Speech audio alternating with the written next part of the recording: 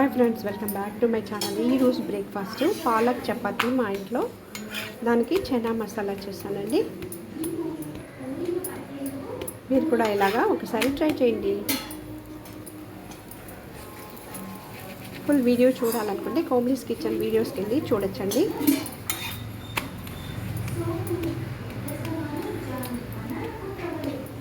ఇలాగా press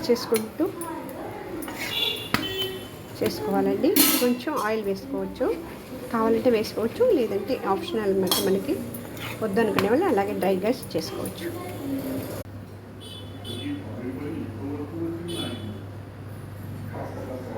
palak chapati with chana masala. Thank you.